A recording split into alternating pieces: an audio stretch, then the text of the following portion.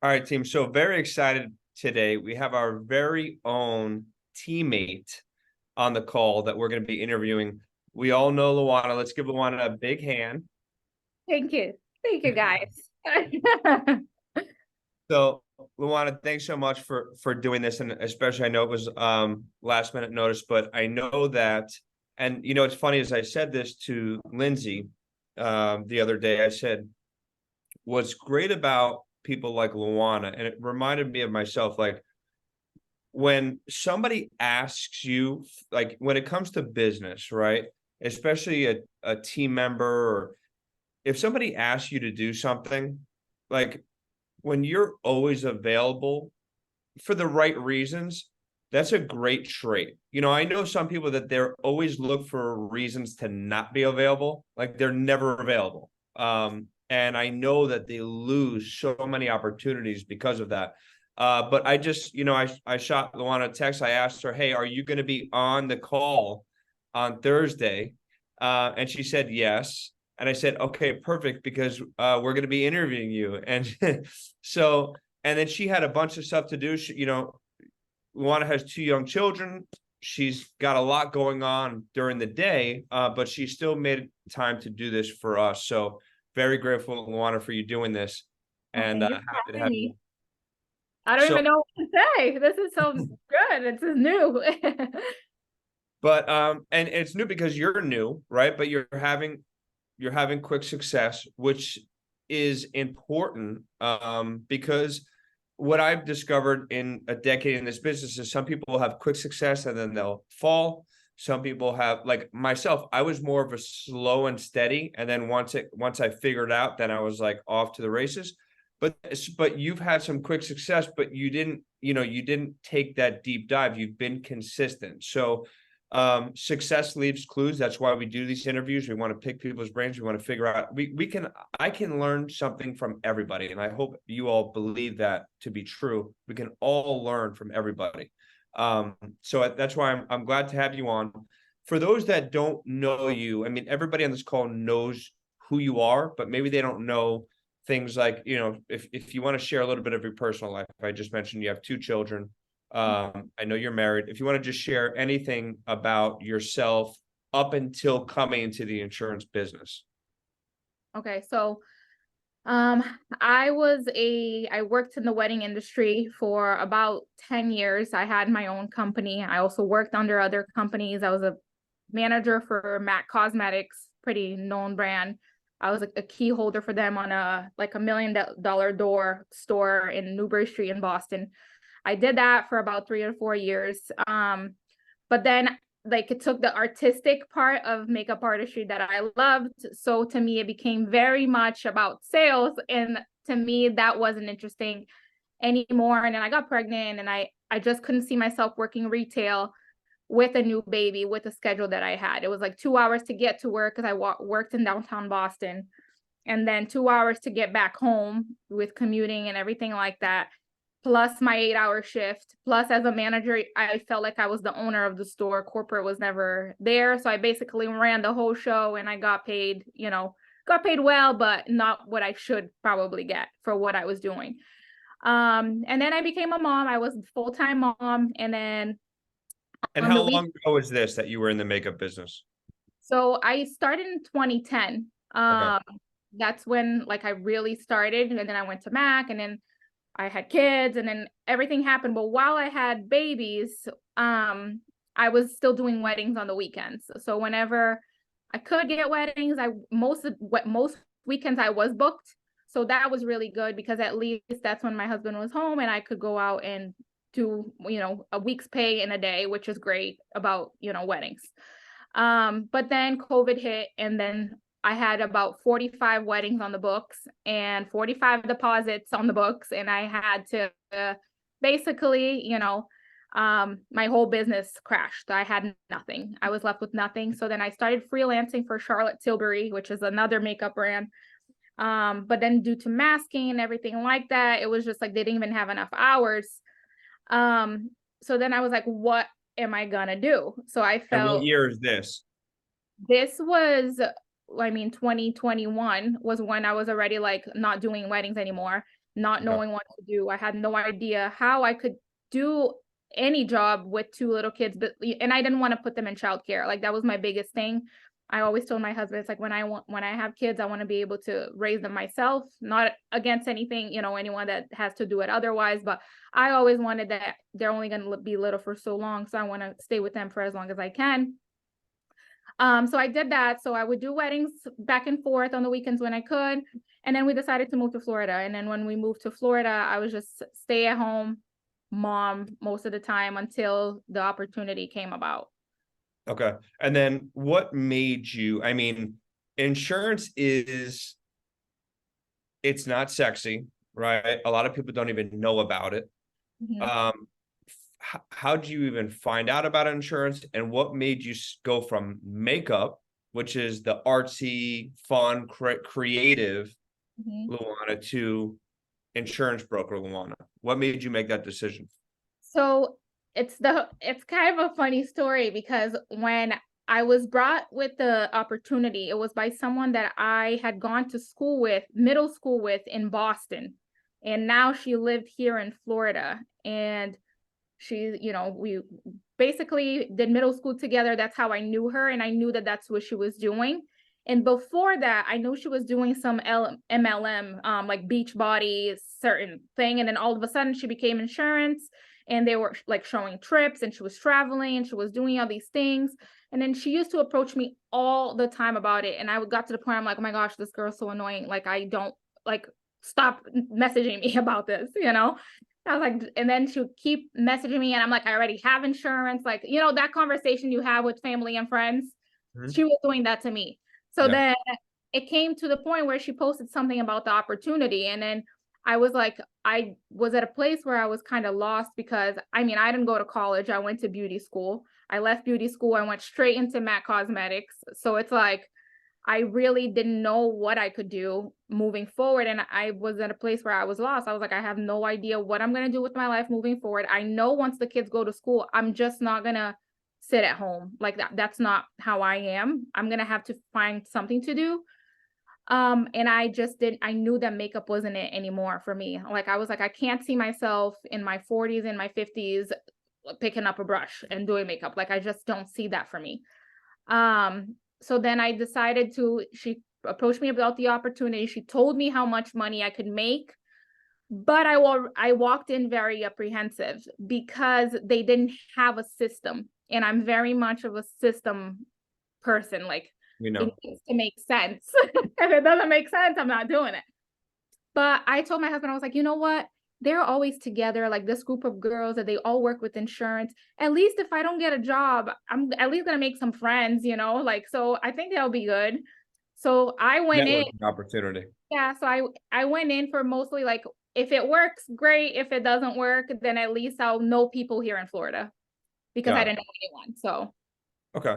So then, and I just want to circle back to something, because like, obviously I know this was an old friend of yours. You didn't mean to say, oh, she's an annoying person, but when you're not an agent and yeah. somebody's like banging on your door, like we have in the past, because we know, hey, we know how important it is, right? Mhm. In their mind, they're thinking they're going to live forever, right? Like you probably thinking like, maybe I don't need this opportunity. It's not important. Or maybe I don't need life insurance. It's not important.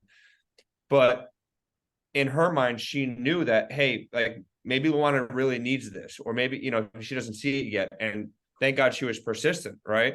And Yeah.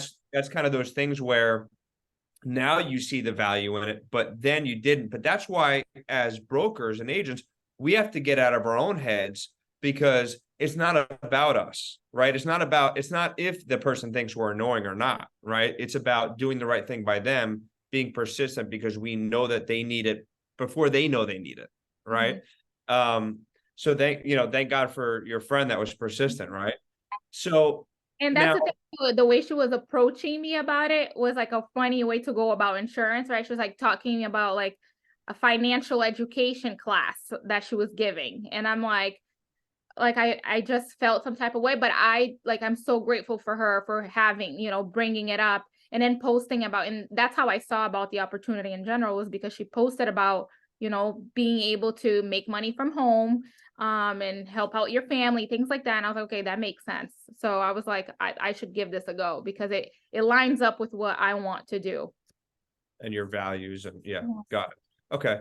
Now so how long were you with the first company?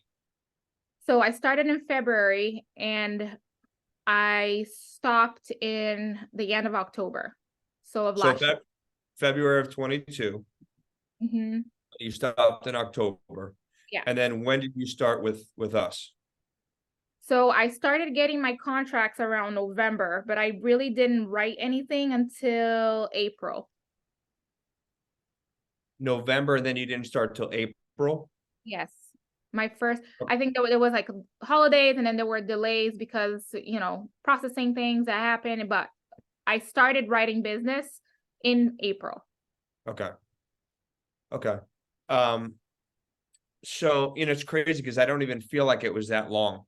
So April was your first full month.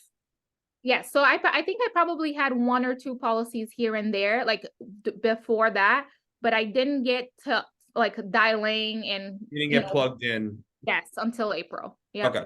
Okay. So how many families did you help in your first full month of April? 27 27 families. Okay. Um, submitted. yep. Okay. Now, somebody may be thinking, wow, like that's phenomenal for your first month. Like most people, it takes them a long time to get to that. What would you say? What would you say, whether it be habits or personality traits, or what do you have, or what did you use that allowed you to help that many families in your first full month? I had to. It's just, it was, the situation, right when I started. So the reason why it took that long is like I started and then my son got pneumonia the first month, like the first week I started dialing and he was hospitalized. So then that kind of like sets you And back. that was when? What month was that? That was March. Yeah. Yeah. So then like I just couldn't mentally. I had my computer at the hospital. I was like, I have to get this done. Like I have to start this, but I couldn't. So there were like a few setbacks, but the first month, what happened was my husband, he works in remodeling and he is a 1099, basically work. And there's sometimes the projects fall off the books or there's certain setbacks. So he basically, all the projects came to a full stop. And I got to the point where I was like, you know what? It's me now. And I just have the opportunity is right in front of me. What do I have to do to, he provided for us for all this time. Never, we've never not had anything. But now it came to a full stop. It's my time to go and get this going to help with what I can. And that's how that happened. Yeah. I love your answer because I think so many people in our industry, they're always looking for the secret sauce, right? They're looking for the answer of like, how are you doing it? Or how did you have success? And I've been asked that so many times. I've asked that so many times. And it's funny, the most authentic answers are typically because I had to, right?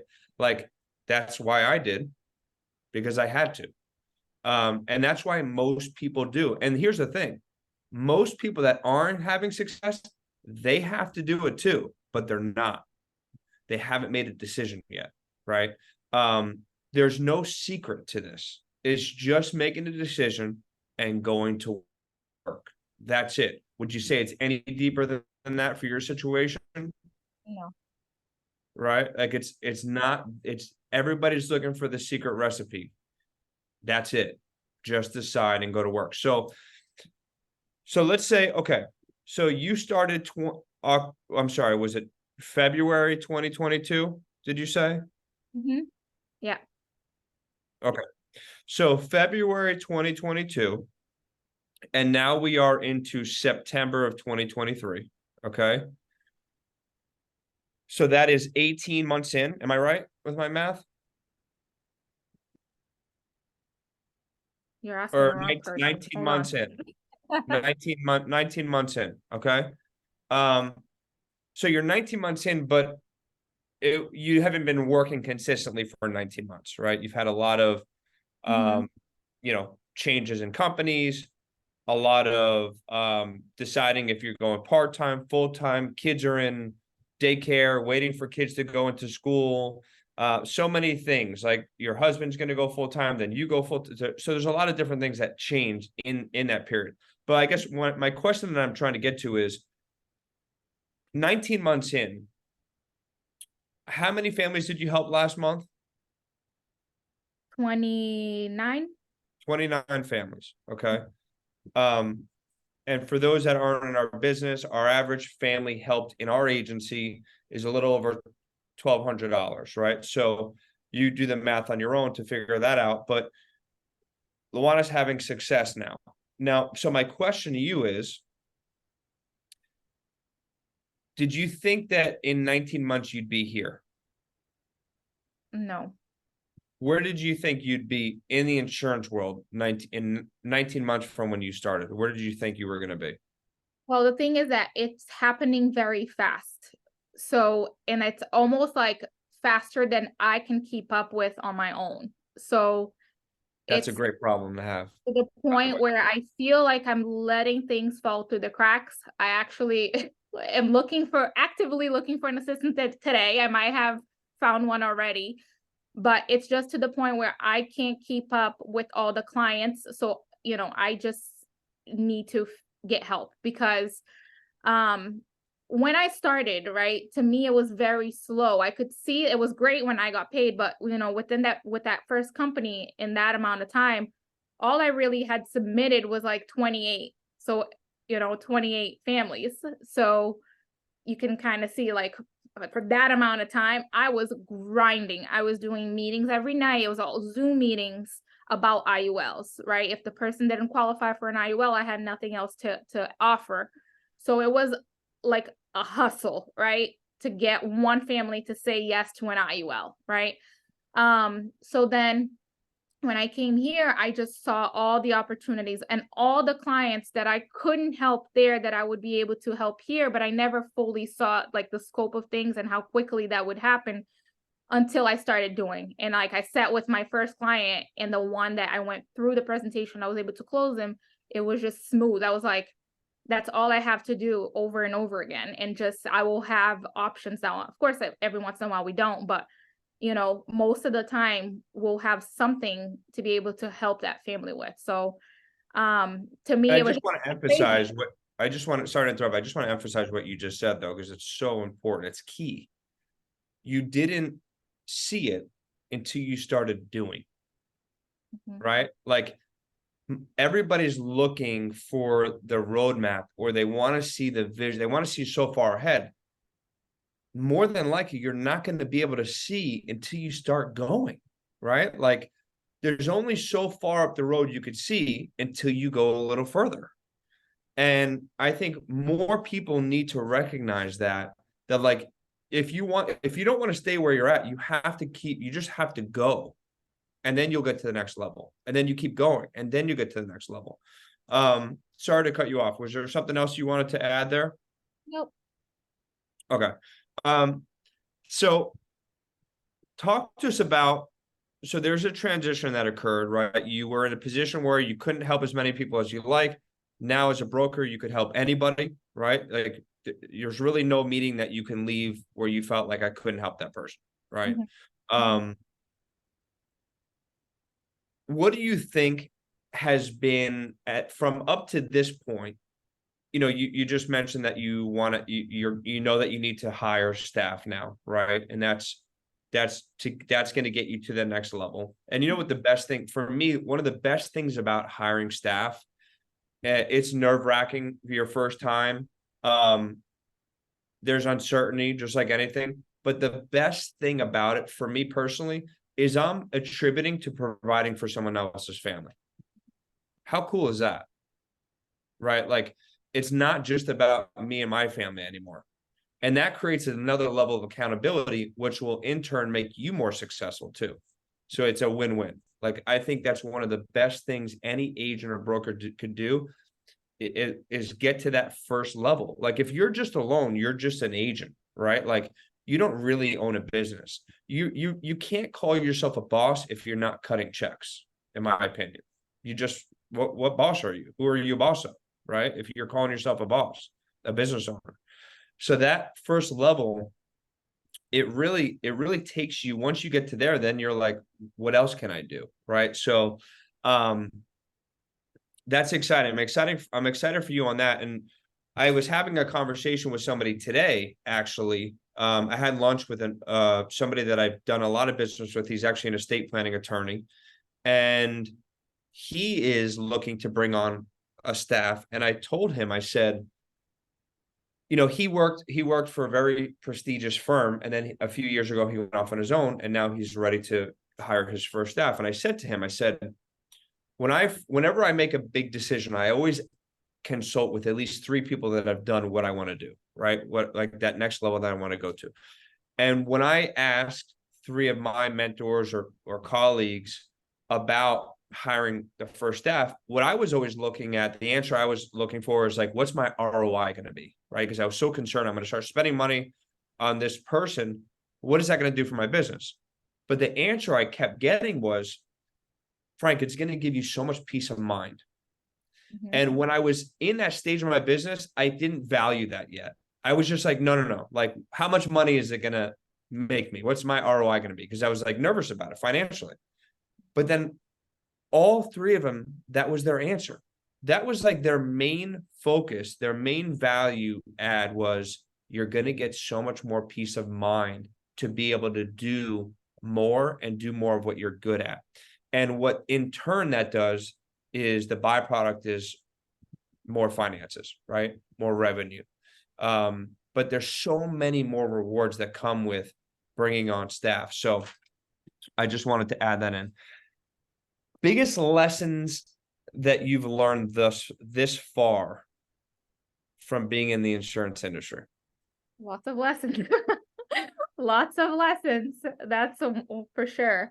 I mean, I feel like I'm learning every single day. Like, and you just have to keep wanting to learn and keep like putting time in back into the business, because when you think you don't. And it's like you just have to keep researching, keep asking the questions. And I feel like the biggest disservice that you can do to your own business is not, find what's going to work for you. Or I think for me, that was the biggest thing. It's that there's certain things that I've had to do to make this business work for me, right? I know I can't sit and dial 1,000 dials. Like, I just can't do that. So what do I have to do to make this work for me? And I think everybody has to figure out, like, what is it? Like, what are my working hours? Like, what am I doing?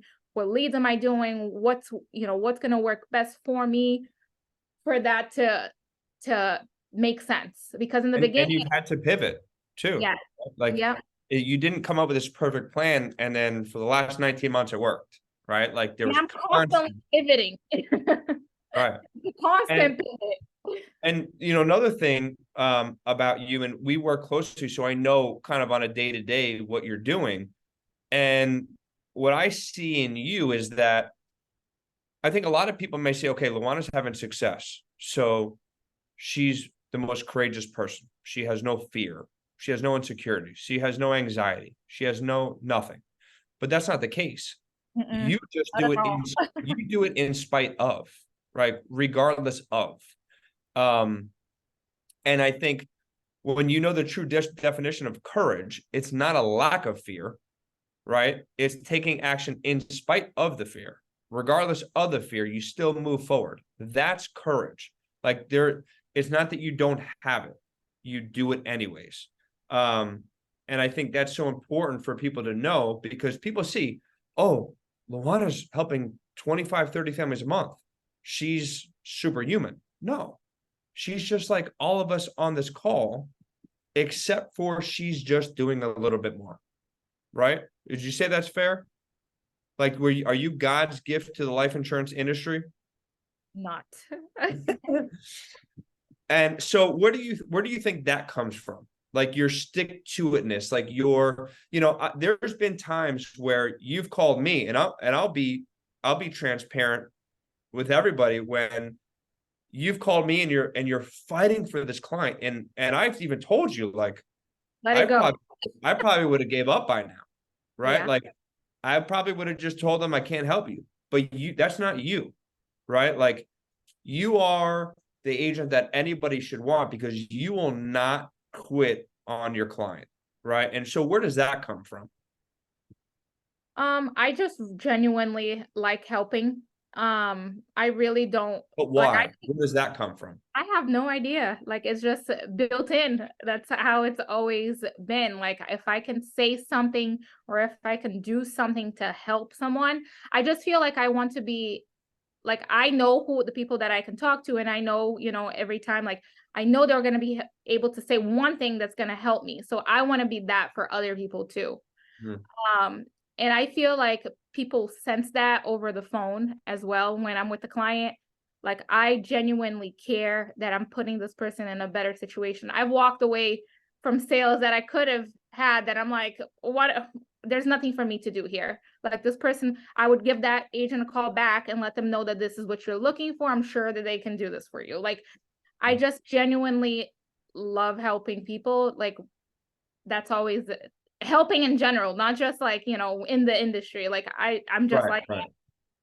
I like assisting. Guys, if you're taking notes, I hope that you wrote that down because out of the hundreds and hundreds and hundreds of top producers that I've interviewed, that is a constant, right? It is the top producers genuinely care about helping people.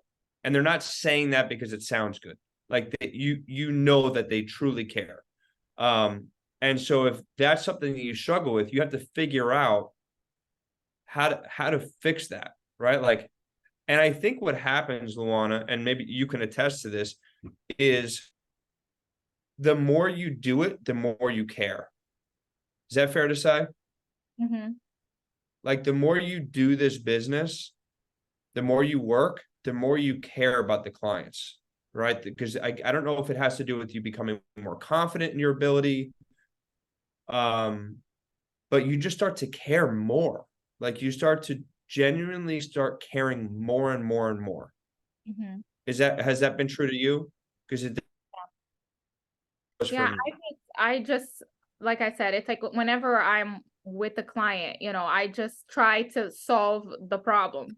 I've made the switch in the Yep. beginning. It was very much like in the beginning, like, right when I started, I was like, you know what, I need to sell this product in order for me to receive compensation, right? Right. And now it's more like they're like you always say, and that's very clear to me today. It's like they're buying you. And even if they buy from you, but they didn't buy you, then it's like it's the two things they don't go together. And you can kind of hear that from the conversation that you have with the client. It's like I know when I've sold them on me. Like I know that.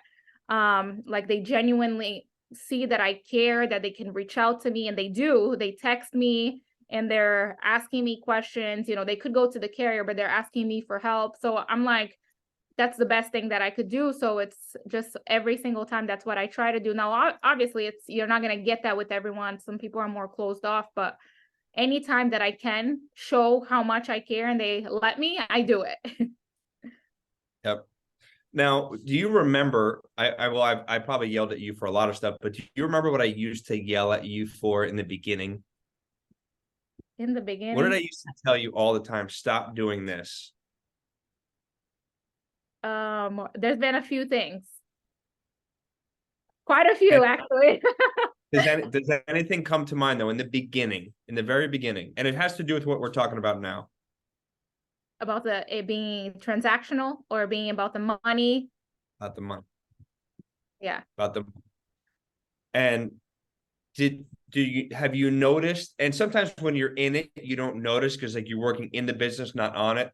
But I've noticed a massive change because we all are thinking, like I just told you, when I was thinking about staff Mhm. in the beginning, I was thinking about the money, right?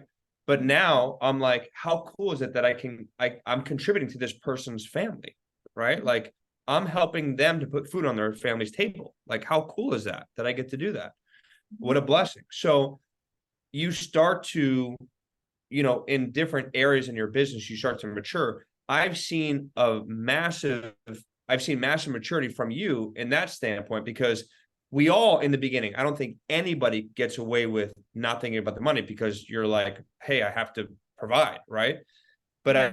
I've seen a progression over the last few months, massive shift in, it's not about the money anymore. It went from probably 10% of helping the family to 90% thinking about the money, to now complete 10% money, 90% helping the family. Is that fair to I say? think, yes, and I think that comes, like you said, with the confidence in the business and knowing that you, as long as you keep working, it's gonna, I think it's like, I almost had like a fear of it like ending, or like Yeah. not being good at it, and then having that client not work out, and then have the next one not work out, so I think when you know that as long as you keep doing and it keeps coming in, then it Yeah. won't be about the money, right? It's just like when you're starting, and it is indeed like you're in here because you need it, right? You need the money, and I think it's your mind is just, it just works that way. So once that switch is over, right, where you already, your business is moving around and things are happening, then it's like you're not so concerned about the money. That's going to be just a result of what you keep doing. Does that make sense? 1000%. What any other lessons that come to mind that you've learned over the last few months that maybe you can help somebody learn from and not make the same mistake you made? I mean, besides, like, I think it's like also what I did a lot in the beginning was put the blame on something else. It's like, Give us an example. Do you have an example you um, could think of?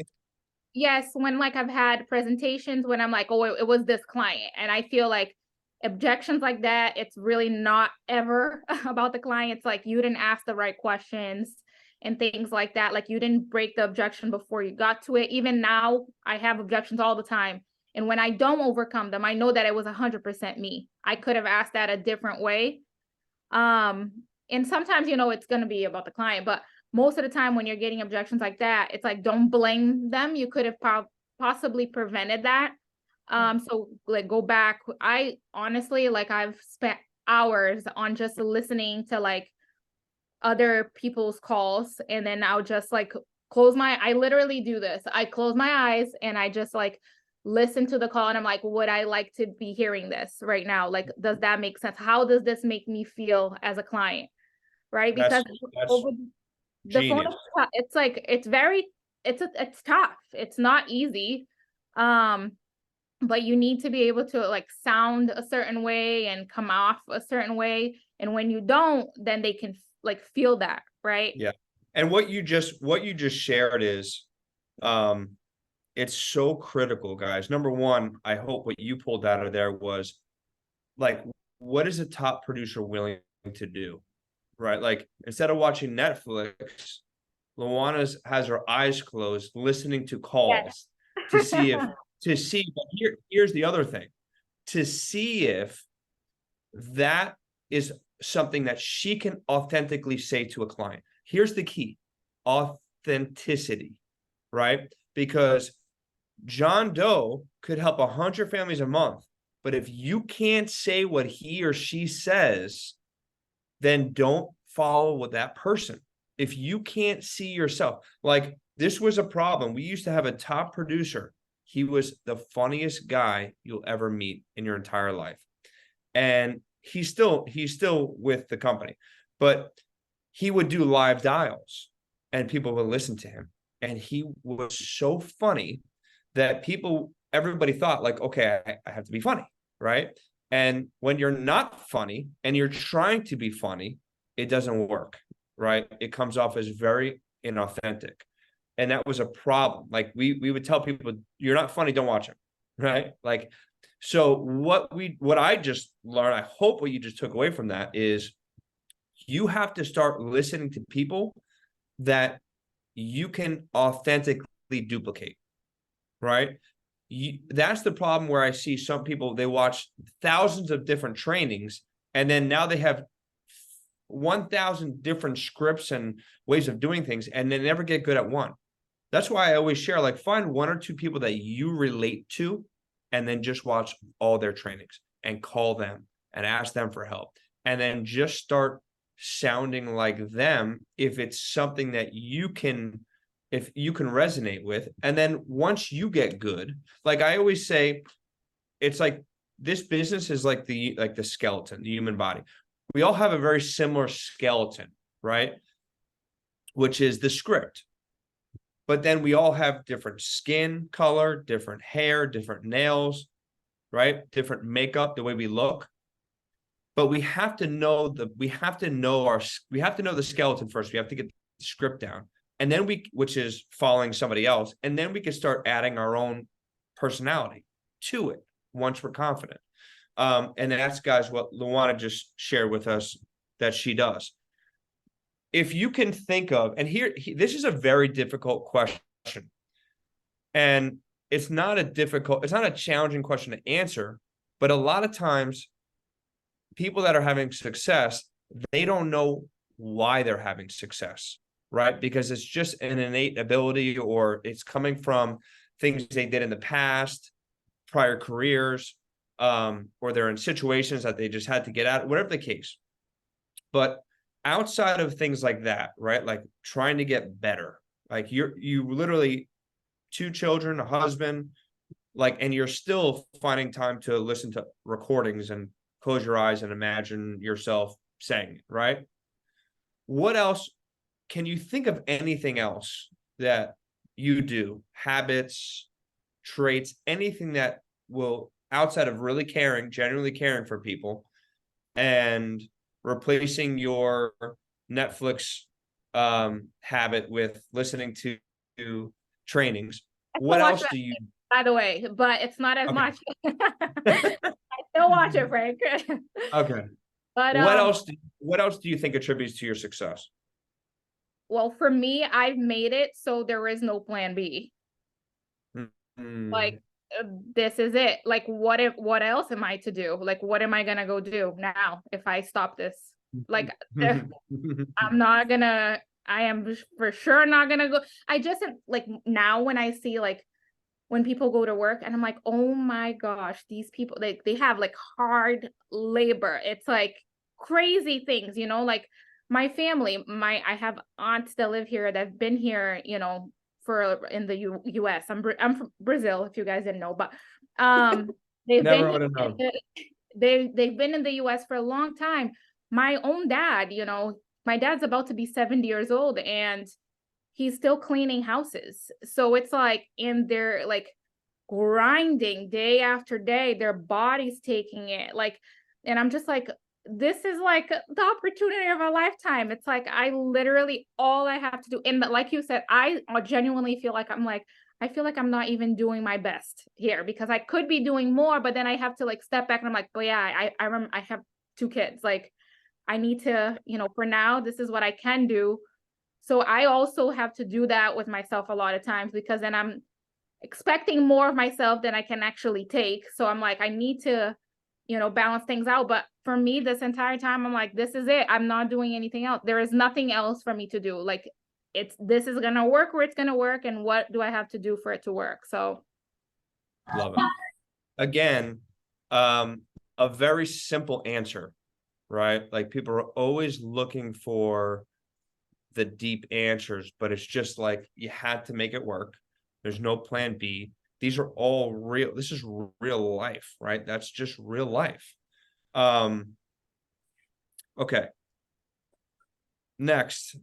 So any other lessons that you can think of in this, especially in the last few months, when you've really caught your rhythm? Any other lessons that you could share that you've learned? I just pivot when I have to. Like, I really, if something's not working, there's something I gotta do. There's something I gotta ask. There's someone that's gonna have a different answer. Like, I bother everybody. So if you haven't received a call from me, like, I literally, and there's a Brazilian saying that if you have a mouth, you can get to Rome. Like that's a saying, right? As long as you ask the questions, keep going, right? There's people who are not going to be open to giving you information. That's fine. Go to the next person and ask them, right? Like I feel like every time I ask someone something, or like I've never really had like a no, I can't help you, or I can't, so I think it's really important to like, I really believe in, like, I know this is very much like you're doing your own thing, but I like teamwork, and I've led teams before, and I think that that's why I love working as a team. But I feel like, I've had such a big support system, when I came here, like you, Frank, Justin, like Justin, he gets daily calls for me. It's like, I call him all the time. Edwin, Colin, like they've been here for the get-go. And one thing that, really stayed with me is like what conversation I had with Edwin right in the beginning. And then he was like, Luana, I just want you to win so bad. Like because I can see how much you want it. Like, I just want you to win so bad. And I'm like, if someone else wants this for me, like I need to want this for me too, And that's when I'm just like, you just need to want it and just put in the work. It's not easy. Like I say, like I lose my mind every once in a while, and I get anxiety. I am very anxious. So it makes me anxious at times, but I'm like, what else is there to do besides go on to the next thing and figure out how to solve that problem? Like I just keep problem solving. And here's what I've learned, like, there's no easy work, right? There's no work that's not stressful. There's no work that's going to give you like, I don't think I've ever had a job or a career path that was free from anxiety, right? Mhm. Like I remember, what's funny is there's times that I go to a restaurant because I was in the restaurant business for like 20 years because my father owned a restaurant since I was a kid. And then I got into the restaurant business, high school, college. And from like washing dishes all the way up to bartender. I never wanted to be a manager because they didn't make money. Like you'd make more bartending. But I remember like when I got into the insurance business and my wife and I would go out to dinner, I remember like watching people work.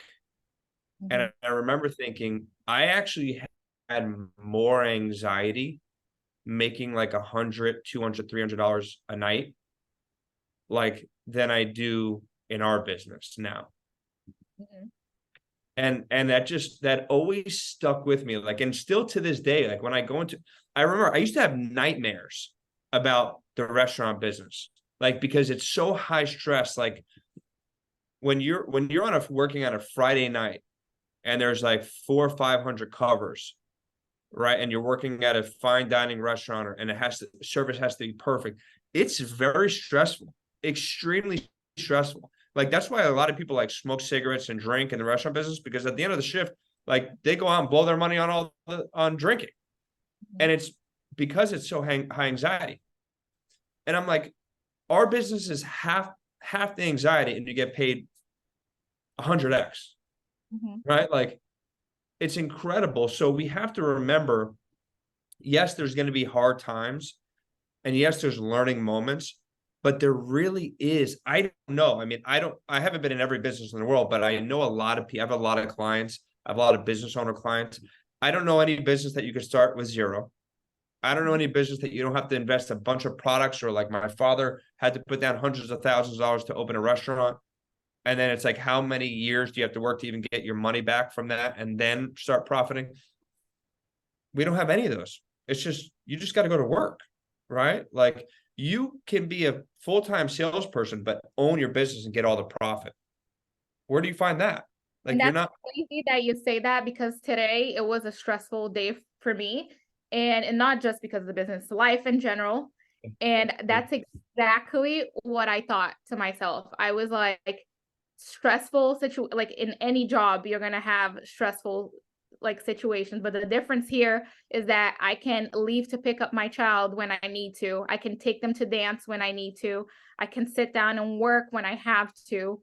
I can do this when I need to and when I want to do it, and have that flexibility and still be compensated way more than I would ever work anywhere else. So I feel like that right there is like, I like there's gonna be stressful, one day or the next. It's like, but you pick your battles, right? So it's like, about what are you going to be stressed? So like I said, you have to just like, I have to do that to myself all the time. It's like there's always the next day. When there's a challenging day, the next day, I'm like, there are days that I'm like, oh my goodness, I can't believe I'm going to do this again. And then I do it and I'm like, oh my gosh, I'm so glad that I did it, because it was like a huge day. And I'm like, I love this job.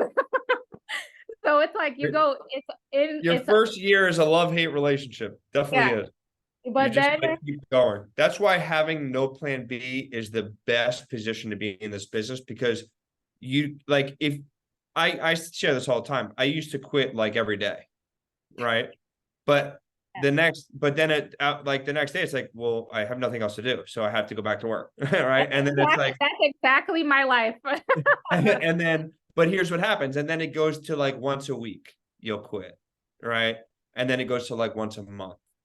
Then I'm on the once a month quitting. Just okay, yeah, once a month. This okay. morning I'm quitting, but just kidding. And then Oh. yeah, and then it goes to like once a quarter. It starts getting better. But like, I don't think there's anybody, any job, like even people that are making billions of dollars, they love to do. There's going to be days that they're like, "What the heck am I doing?" Right? Like, I can't imagine the people that are worth hundreds of millions and they still have these stressful jobs. Like, they could just stop it all, right? But there's a purpose, there's a reason behind why a lot of people do what they do.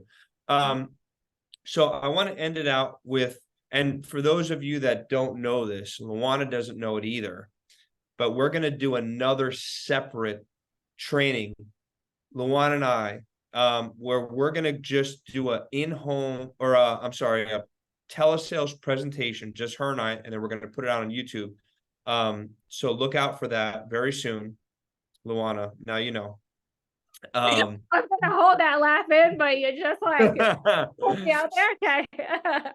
But so my last question for you is, where do you see yourself 1 year from now?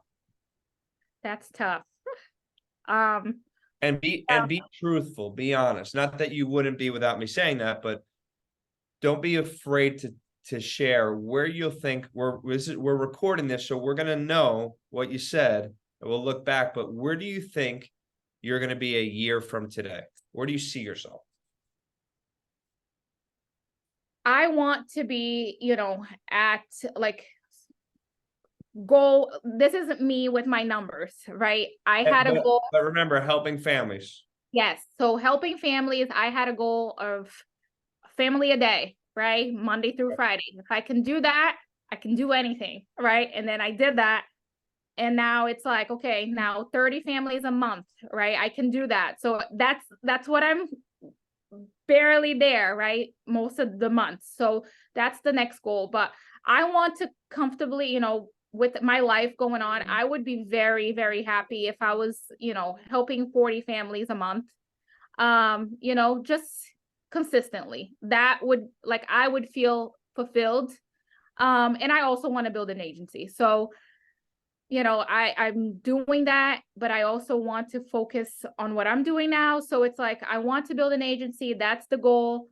But if I'm helping 40 families, a month consistently, I would be very happy with the way my life is going right now. Okay, so 40 families. Let's be intentional about this, right? Let's put this out there. 40 families, and then you mentioned you want to start an agency. So what does that look like? Like a year from now, what would you want that to look like? Well, that's the thing. Like, I really see myself. I really want to tell people about the opportunity. Like, I literally go out to a restaurant and I see a young girl bartending. Like, this weekend we went out and this girl was 22. I was like, oh my gosh, she could be helping so many families with insurance. Like, I just saw that for her and I'm like, I wonder how much she's getting paid. Like, I want to help people understand what they can do. And I also want to train them in, doing what we do. So I want to have a year from now, 5 to 10 agents under me. Okay, so 10 agents that Writing agents. I didn't hear 5. So I heard 10 to 100. Frank, 5 to 10. Helping 40 families a month. Yeah. I think that looks great. So you all heard it here, and it's on recording, so we can go back to this. But I think those are great goals. So Luana, appreciate you so much. This is great. I think this is going to help a lot of people, without a doubt. And I'm excited to do this interview again 6 months from now, a year from now, see where the progression is then, and then see how many more people you can help with the next interview. So thanks so much for doing that. Appreciate you. You.